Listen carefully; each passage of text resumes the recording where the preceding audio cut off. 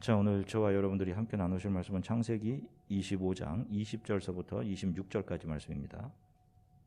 창세기 25장 20절서부터 26절까지의 말씀. 자, 저희는 우리말 성경으로 하나님의 말씀을 한 목소리로 같이 읽으시겠습니다. 이삭은 40세에 밧단 아람의 아람 사람 부두엘의 딸이며 아람 사람 라반의 여동생인 리브가를 자기 아내로 맞이했습니다. 이삭은 자기 아내가 임신하지 못해서 그녀를 위해 여호와께 간구했습니다. 그러자 여호와께서 그의 간구를 들어주셔서 그의 아내 리브가가 임신하게 됐습니다. 그런데 뱃속에서 두 아기가 서로 싸웠습니다. 리브가는 내게 왜 이런 일이 일어나는 것일까라고 말하며 여호와께 나아가 여쭈어 보았습니다. 여호와께서 그녀에게 말씀하셨습니다. 두 나라가 내 태안에 있다. 내 태안에서부터 두 민족이 갈라질 것이다. 한 민족이 다른 한 민족보다 강하니 형이 동생을 섬기게 될 것이다. 리브가가 출산할 때가 되어 보니 그녀의 뱃속에 쌍둥이가 들어 있었습니다. 먼저 나온 아들은 빨갛고 온몸이 털옷 같아서 그 이름을 에서라고 했습니다. 그 다음에 그의 동생이 나왔는데 손으로 에서의 뒷발꿈치를 잡고 있었습니다. 그래서 그 이름을 야곱이라고 했습니다. 그들을 낳았을 때 이삭은 60세였습니다. 아멘. 할렐루야. 자, 여러분들 한 주간 동안 평안들 하셨습니까? 네. 자, 성경에서 종종 하나님은 자기 자신을 나는 아브라함의 하나님, 이삭의 하나님, 야곱의 하나님이다 라고 말씀을 하십니다. 자, 그런데 이 말씀에 대해서 신약에서 예수님께서 제자들에게 해석을 해주시면서 하나님은 바로 이들처럼 산자들의 하나님이시다라고 말씀을 해주십니다. 몸은 이미 죽었지만 그들은 분명히 살아서 영원의 영역에서 지금 존재하고 있다라는 그런 말씀입니다. 이렇듯 아브라함과 이삭과 야곱은 장차 예수 그리스도로 인해 세상에 대해서 죽고 영원한 하나님의 나라를 소망하며 다시 살아날 교회와 성도들을 예표하고 있었던 것입니다. 자, 우리는 지난 시간에 성경에서 바로 이 산자들을 대표하고 있는 한 사람인 아브라함의 외아들인 이삭의 신부감을 구하기 위해서 아브라함이 자신의 종인 엘리에셀을 고향인 메소포타미아로 보내는 이야기를 살펴보았습니다. 엘리에셀은 메소포타미아 하란에 이르러서 한 우물가에서 주인의 신부감인 리브가를 만납니다. 나중에 또 살펴보겠지만 역시 산자들을 대표하고 있는 한 사람인 이삭의 아들인 야곱 역시 우물가에서 그의 아내인 라헬을 만나게 됩니다. 이렇게 하나님 안에서 산자들을 대표하고 있는 이들이 우물가에서 신부를 만나는 장면 안에는 장차 참 신랑 되신 예수께서 어떻게 자신의 신부들을 만나고 그들을 예수와 한 몸이 되게 하셔서 그들에게 영원한 생명을 보여주시는지를 보석과 같은 복음으로 숨겨서 저와 여러분들에게 보여주고 있다라고 말씀을 드렸습니다. 참 신랑 되신 예수께서 신부를 만나기 위해 사마리아 성 수가성 우물가에 도착해 계십니다. 그리고 사마리아 수가성의 여인은 모든 수고하고 짐진 자들의 대표, 신부들의 대표로 우물가로 나아가고 있어요.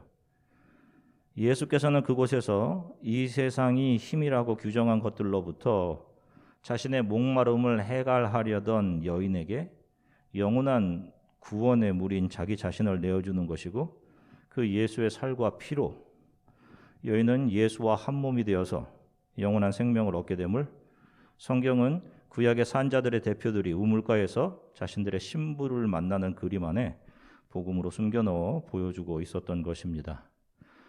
자, 오늘은 이삭의 두 아들의 출생에 대한 이야기입니다. 하나님께서는 이삭의 아내 리브가에게 태에서부터 두 나라가 정해져 있으며 그 태 안에서부터 두 민족으로 갈라질 것이다.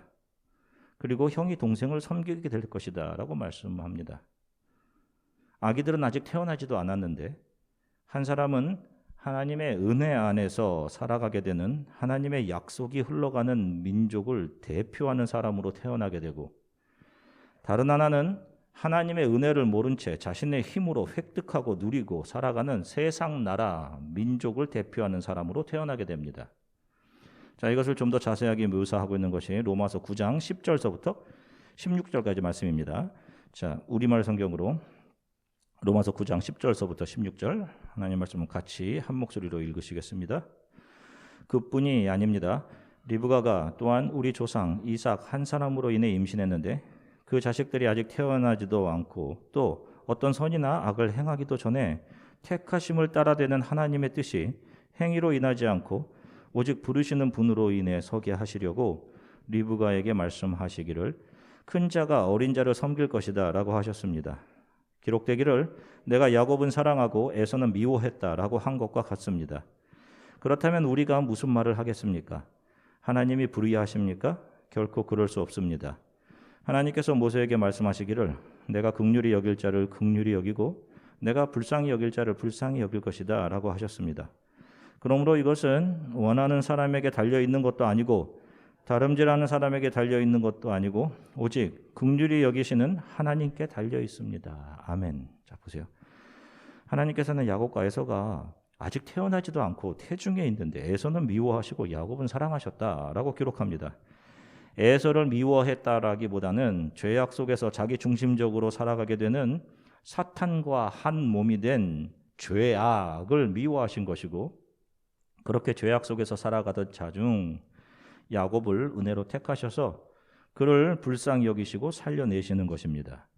그리고 성경은 이 모든 것이 이 모든 결정이 긍휼히 여길 사람을 긍휼히 여겨주시는 하나님의 의로우신 결정이다라고 분명하게 말합니다. 자, 이렇게 하나님께서 구원을 결정하시고 그 뜻을 이루어 가시는 일, 경륜, 이것을 그리스어로 오이코노미아라고 합니다. 자, 하나님의 경륜이라고도 이야기해요. 그런데 저는 좀 더 쉬운 말로 경영이라는 말로 사용하겠습니다. 그러니까 좀 쉽게 이야기하면 이 역사 속에서 구원을 이루어 가시는 하나님의 경영, 이것을 오이코노미아라고 해요. 오늘은 이 하나님의 구원에 관한 결정과 그것을 이루어 가시는 하나님의 경영을 의미하는 오이코노미아에 대해서 좀 살펴보도록 하겠습니다. 자, 창조 자체가 이미 존재하고 있던 공허와 혼돈, 어둠 속으로 첫째 날 빛이 뚫고 들어오면서 시작되어서 제7일째 마지막 영원한 안식으로 마치게 되는 것처럼 이 역사는 죄로 인해서 하나님에 대해 소경되어서 공허와 혼돈, 어둠 상태 속에서 영원한 죽음으로 가고 있는 가망 없는 이 인간들 속으로 빛이신 예수 그리스도께서 들어오셔서 그들을 구원하시고 그들에게 영원한 생명을 주시는 것으로 결론을 내리는 하나님의 오이코노미아에 의해 움직여 가고 있습니다. 지금 이 과정이 이제 그런 과정이죠. 그리고 이 역사 안에서 자신에게 베풀어 주신 하나님의 은혜와 그분의 오이코노미아의 내용을 알게 된 사람들은 이 오이코노미아를 자신의 삶의 원리로 삼고 살아가게 됩니다. 자, 그런데 성경이 이 오이코노미아의 내용을 조금 더 구체적으로 이야기해 줍니다. 고린도후서 8장 9절 말씀 쉬운 성경으로 한 목소리로 같이 읽으시겠습니다. 여러분은 우리 주 예수 그리스도의 은혜를 알고 있습니다. 그분은 부요한 분이시지만 여러분을 위해 가난하게 되셨습니다. 그분이 가난하게 되심은 여러분들을 부요하게 하기 위함이었습니다. 아멘. 자, 보세요. 자, 이 내용이 하나님께서 저와 여러분들을 위해 준비하시고 이루어 주신 하나님의 경영 오이코노미아의 내용입니다. 자, 모든 것이 부요하신 예수 그리스도를 우리를 위해 이 땅에 보내셔서 그분의 모든 것을 내어주시고 예수는 가난하게 되시고 저와 여러분들을 모든 것을 다 가진 사람들, 영생을 가진 부요한 자로 만들어 주셨어요. 이 하나님의 오이코노미아는 이것을 깨달은 사람들에게 하나님의 은혜 앞에 엎드려지게 합니다. 그리고 자기 자신 역시 이 오이코노미아의 원리로 삶을 살아가게 돼요. 다른 이들을 부요하게 하기 위해서 자신의 모든 것을 내어주고 자기가 스스로 가난하게 되는 원리란 말입니다. 자, 그런데 다음을 보시면 이 오이코노미아에서 나온 단어가 이코노미입니다. 인간의 경영, 경제라고 하죠. 그걸 의미해요, 경제. 자, 그런데 오이코노미아가 인간을 살려내기 위한 하나님의 경영을 의미하는 단어라고 한다면 이코노미는 인간 스스로 행복을 유지하며 살아가기 위해 인간들이 만들어내는 인간의 경영을 말합니다. 자, 인간이 스스로의 욕구를 채워주는 물건들, 그거를 재화라고 하죠. 그 인간의 욕구를 채워주는 물건들을 만들고 소비하는 모든 행위를 우리는 경제라고 합니다. 이코노미라고 하죠. 그런데 이 경제에는 목적이 있습니다. 무엇이 목적이죠? 우리의 욕구가 잘 채워지는 것이에요. 잘 채워지는 것. 그리고 적절한 분배입니다. 우리들의 욕구가 잘 채워지는 것이에요. 그러면서 분배가 적절하게 되는 것. 이게 약간 이율배반적이죠. 약간.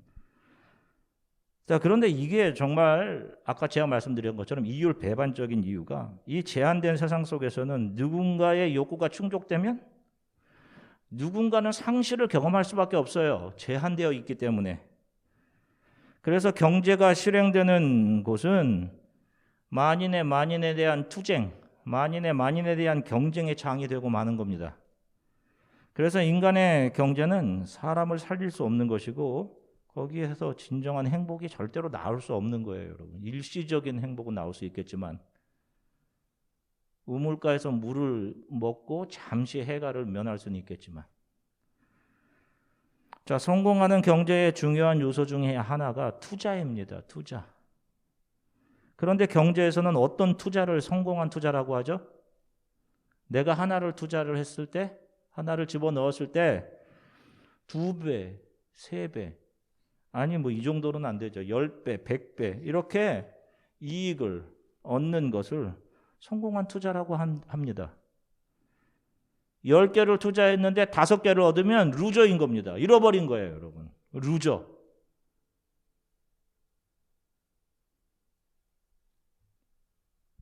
그래서 경제는 더 많은 것을 얻어내기 위해 나의 것을 조금 투자하는 거예요, 여러분. 그러나 오이코노미아는 하나를 얻기 위해서 자신의 모든 것들, 수십, 수백을 내어주는 거예요, 여러분.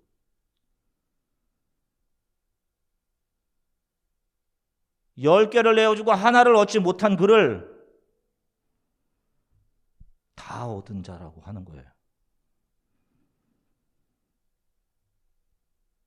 아무것도 가지지 못했는데 다 내어줬는데 성경은 이 오이코노미아의 원리로 살아가는 삶을 행복한 삶이고 모든 것을 다 얻고 부유하게 된 삶이다라고 분명하게 말씀합니다.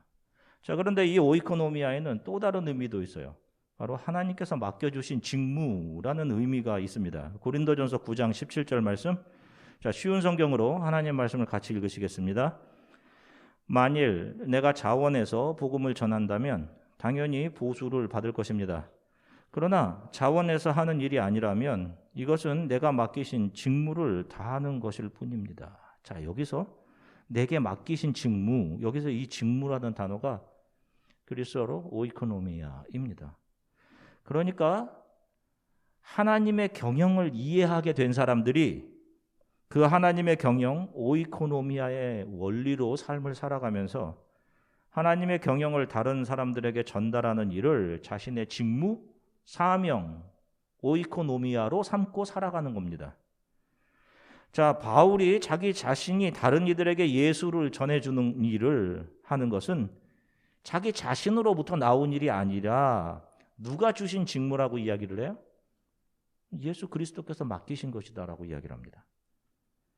자, 성도는 바로 이 오이코노미아를 위해서 자신의 모든 것을 내어주고 다른 이들이 영생이라는 부요함을 얻게 되도록 하기 위해 자신은 가난한 자의 자리로 가는 사람들인 것입니다.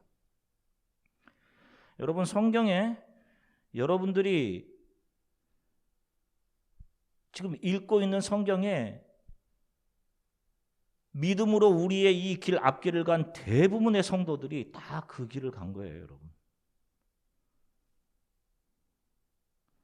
자, 그런 삶의 예를 한번 보겠습니다. 성경에서 바벨론은 이코노미의 원리로 살아가는 세상 나라를 상징합니다. 그래서 계시록에서 바벨론이 멸망을 하는 것으로 이 역사가 끝나는 것으로 그렇게 계시록이 기록을 하고 있죠.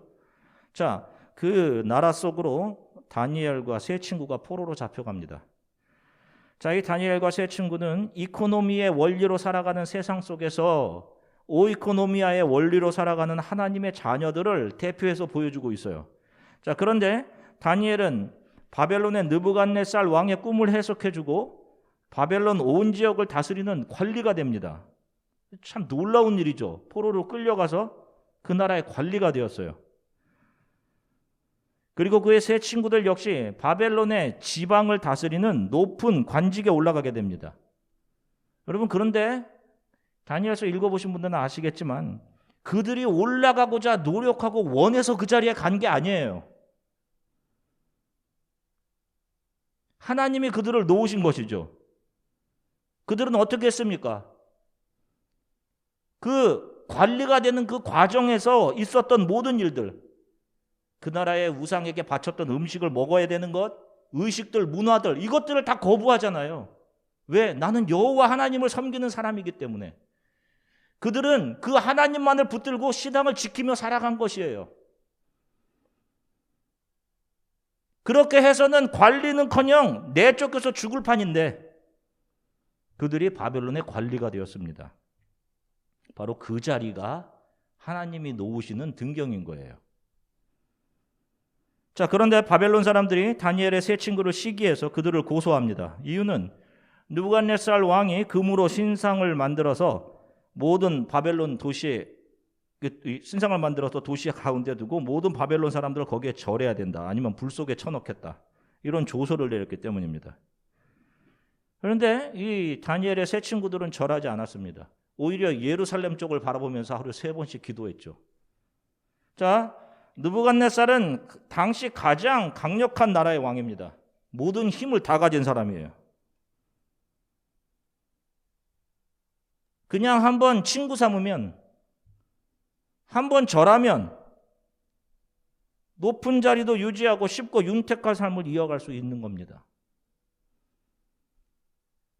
그러나 이 문제는 사드락, 메삭, 아벳느고에게 이 문제는 단순히 세상 나라 왕에게 절 한번 하고 안 하고 하는 문제가 아니라 자신들이 어디에 속한 사람인지 그 소속에 관한 문제였단 말이에요. 그들은 이코노미에 의해 움직여가는 세상에 속한 사람들이 아닌 오이코노미아에 의해 이끌려가는 하나님의 나라에 속한 하나님의 자녀들이었기 때문에 모든 것을 얻기 위해서 세상의 왕을 섬기고 친구 삼는 이코노미의 원리로 살 수 없었던 겁니다. 그들은. 그래서 다니엘 친구들, 이 세 친구들이 뭐라고 합니까? 왕에게 다니엘 3장 17절서부터 18절 말씀 쉬운 성경으로 같이 읽겠습니다. 만약 우리가 용광로 속에 던져진다 하더라도 우리가 섬기는 하나님께서 우리를 불타는 용광로와 왕의 손에서 구해내실 것입니다. 왕이시여, 하나님께서 우리를 구해주지 않으셔도 우리는 왕의 신들을 섬기지 않을 것이며 왕이 세운 황금 신상에도 절하지 않을 것이니 그리 알아주십시오. 아멘. 보세요. 이들에게는 내가 세상에서 성공하고 뭐가 되고 나의 욕구가 만족되고 하는 것이 문제가 아니었어요. 무엇이 소중한 겁니까? 나는 하나님 나라에 속한 사람이야. 하나님께 속한 사람이야. 그분을 섬기고 예배하는 것. 그것이 이들에게는 탑 프라이어리티일 수밖에 없는 겁니다. 이코노미보다 이 땅에 하나님 나라의 청지기로 살아가는 직무, 오이코노미아가 소중할 수밖에 없는 거죠. 그래서 불 속에 던져집니다. 그런데 불이 그들을 죽이지 못해요. 상처 하나도 안 입었습니다.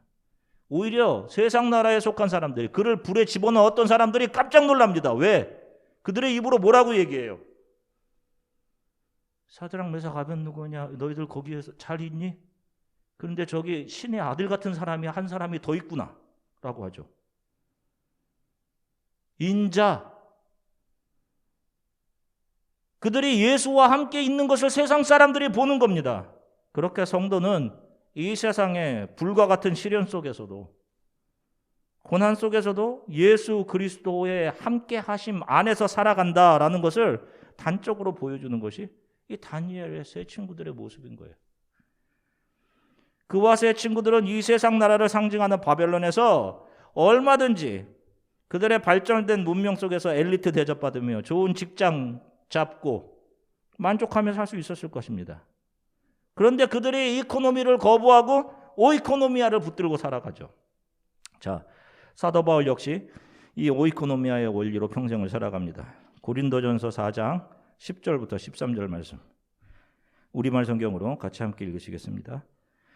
우리는 그리스도로 인해 어리석지만 여러분은 그리스도 안에서 지혜롭고, 우리는 약하지만 여러분은 강합니다.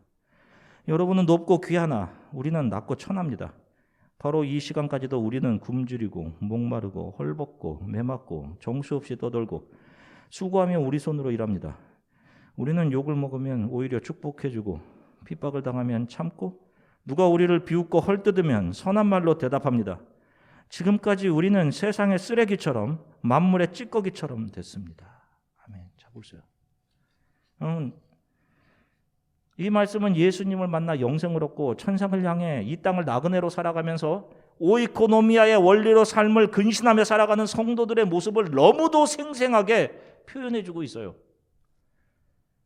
다른 이들을 존귀한 자리에, 지혜로운 자리에, 하나님의 자리에 올려놓고 강한 자리에 올려놓고 자기 자신은 어리석은 자, 천한 자리로 내려갑니다. 손해보고 굶주리고 매맞고 정처 없이 떠돌았어요.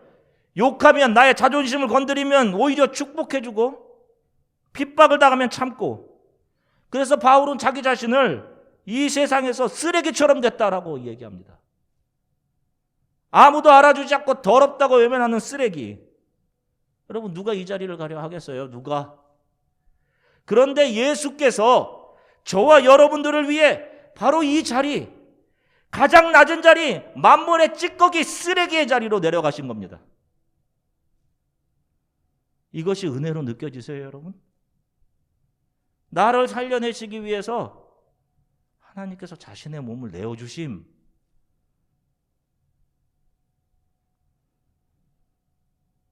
이 하나님의 오이코노미아를 이해한 사람들이 이 오이코노미아를 자신의 삶의 원리로 살아가는 것이에요. 세상은 힘을 소유하려고 안달이죠. 세상 사람들은. 어떻게 해서든지 고상함의 자리로 가고, 어떻게 해서든지 자기 채움, 자기 자존심 세우는 자리로 가고, 그럼에도 하나님의 경영, 하나님의 오이코노미아를 이해한 사람들은 다른 이들이 예수를 통해 영원한 생명을 얻어 부여해주도록 자신은 모든 것을 내어주고 기꺼이 만물의 찌꺼기의 자리로, 쓰레기의 자리로 내려가는 것입니다. 그들이 바로 하나님의 택한 자녀들이고 성도들인 거예요, 여러분. 세상은 분명히 이 이코노미의 원리로 살아갑니다. 스스로의 힘으로, 하나님 없이 스스로의 힘으로 자신의 욕망, 욕구를 채워야 하기 때문이에요. 자신의 욕구가 채워지는 것이 목적이기 때문에 그들은 항상 자기중심적일 수밖에 없습니다. 자기 방어적이고 자기중심적이고, 나의 이웃이 잘 되면 같이 즐거워할 수 있는 것이 아니라 속으로는 나는 뭔가 그들을 시기하면서 자기 자신을 먼저 챙긴단 말이에요. 늘 자신이 삶의 중심이고 목적이기 때문에 다른 이들이 자기 자신에게 범한 실수를 용납하지 않고 끝까지 마음에 담아두고 그들을 외면하고 한단 말입니다. 그렇게 세상의 이코노미의 원리로 살아가는 사람들은 때때로 이 땅을 나그네로 살아가는 저와 여러분들에게 무엇인가를 줄 수도 있어요. 그들이 우리에게 무엇인가를 줍니다. 그러나 그들의 투자는 저와 여러분들에게 더 많은 것을 요구하고 더 많은 것을 토해내게 할 것입니다. 그렇지 않으면 우리를 외면하는 거예요, 여러분. 성도는 이 세상이 아닌 예수 그리스도와 한 몸 된 사람들입니다. 예수 그리스도의 신부죠. 나에게 영원한 생명을 주시기 위해, 나를 부유하게 해주시기 위해 자신의 모든 것을 내어주신 여호와 하나님의 오이코노미아를 이해한 사람들이고, 그래서 그것을 감사로 은혜로 여기며 살아가는 사람들이에요. 그래서 그들의 삶은 오이코노미아를 삶의 내용으로 내놓으며 살아가는 것이고, 세상의 것으로 인생의 목마름을 해결하려고 했던 사람들에게 예수 그리스도라는 생수를 전달해주고, 그들이 영생을 얻도록 자신의 모든 것을 내어주고, 자신은 낮은 자리, 가난한 자리로 가는 것입니다. 오이코노미아에 이끌려가는 사람들은 위기의 순간 하나님의 집으로 갑니다. 나 또 계속해서 살펴보겠지만, 비겁한 자, 사기꾼, 야곱, 인생의 가장 힘든 시기에 그가 어디로 가죠? 집 엘 하나님의 집으로 가죠. 자신의 의지가 하나님인 거예요. 그러나 이코노미에 이끌려가는 사람들은 하나님의 임재를 상징하는 서쪽, 시은 자가 있는 그 서쪽으로부터 점점 더 멀어져 갑니다. 그래서 그들은 동쪽으로 가는 거예요. 이스마엘의 자손들이 동쪽에 정착하죠. 그래서 에서는 예루살렘 성전의 동쪽, 먼 동쪽 세일산으로 가서 정착하는 겁니다. 사랑하는 성도 여러분, 하나님의 오이코노미아가 여러분들에게 은혜로 받아지십니까?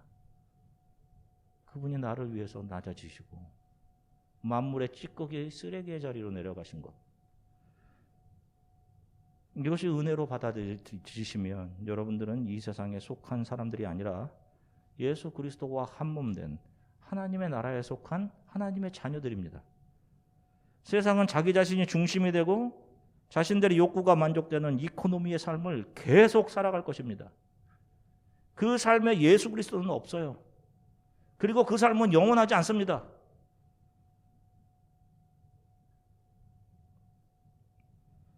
예수 그리스도를 통해 영원한 생명을 얻고 그 영원한 생명을 보게 된 사람들은 오이코노미아를 삶의 내용으로 살아갑니다. 누군가 예수 그리스도를 통해 영원한 생명을 얻게 되는 것을 자신의 손해와 자존심과 맞바꾸며 그들이 영원한 생명을 얻고 부유해지도록 자신은 가난의 자리로 내려가는 사람들, 그들이 성도인 겁니다. 여러분, 그들에게 자존심은 없는 거예요. 아시겠죠 여러분? 저와 여러분들에게 자존심은 없어요. 죄인 중 괴수였던 저와 여러분들에게 무슨 자존심이 남아있겠습니까? 한 주간도 하나님의 자녀로 당당하게 세상 속에서 오이코노미아의 원리로 살아가는 우리 조한의 교회 성도들이 되시기를 주 예수 그리스도의 이름으로 간절히 축원합니다. 잠시 함께 기도하겠습니다. 하나님 참 감사합니다. 이렇게 자기중심적이고 죄인 중 괴수인 나를 위해 예수 그리스도를 보내시고 나에게 영원한 생명을 주시기 위해 자신의 모든 것을 내어주시고 가난의 자리, 만물의 찌꺼기의 자리로 내려가신 예수님, 이제 제가 그 은혜를 알아 하나님의 나라에 속한 사람으로 그 은혜와 영원한 생명을 주시는 예수를 예수 없이 살아가는 사람들에게 전달해 주는 삶을 살게 하나님 도와주십시오. 이코노미의 원리로 살아가는 것이 아닌, 이코노미의 목적인 나의 욕구가 채워지는 삶이 아닌, 나의 모든 것, 자존심마저 다 내어주고 누군가 예수 안에서 영원한 생명을 얻도록 나의 모든 것을 내어주는 오이코노미아의 원리로 남은 삶을 살아가도록 저를 도와주십시오. 우리 이렇게 잠시 함께 기도하도록 하겠습니다. 사랑해 주님 참 감사합니다. 아버지 하나님, 사랑하는 성도들과 함께 오늘 또 하나님 말씀을 나누게 하셔서 참 감사합니다. 주님, 가장 부유한 창조주, 만물의 창조자이신 하나님 예수 그리스도께서 우리를 위해서 그 부유한 자리 자신의 모든 것을 내어주시고 가난한 자리, 만물의 찌꺼기의 자리로 내려가셨습니다. 하나님, 이것을 은혜로 알게 된 저희들, 이제 그 예수 그리스도를 따라 우리도 오이코노미아의 원리로 살아갑니다. 우리에게 우리에게 주신 모든 것이 하나님으로부터 온 은사임을 기억하고 예수 그리스도 없이 살아가는 사람들에게 그것을 나누어주니 우리가 비워져 갈수록 누군가 우리를 통해 예수 그리스도 안에서 영원한 생명을 얻게 되는 일들을 감사로 기쁨으로 직무로 이코노미아로 여기며 살아가는 하나님 도와주십시오. 우리와 옆에서 살아가는 사람들은 이코노미의 원리로 살아갑니다.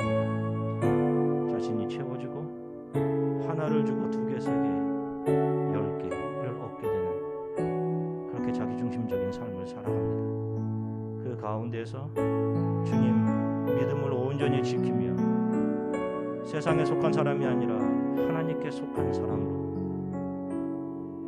하나님의 경영의 원리를 삶으로 온전히 드러내며 우리의 삶의 내용으로 하며 이 삶을 잘 온전히 살아가게 되도록 우리 주안의 교회 속한 모든 성도들 온라인으로 예배드리는